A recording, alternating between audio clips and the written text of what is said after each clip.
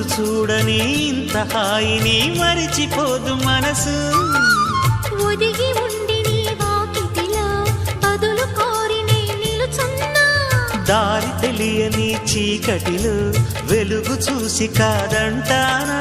ఊరించి ఇది ఏ మాసం?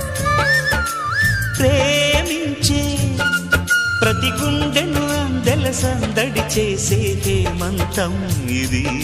మన సొంతం అయినది. కిలకిల నవ్వే కోయిల కోసం వచ్చింది మధుమాసం. మిలమిల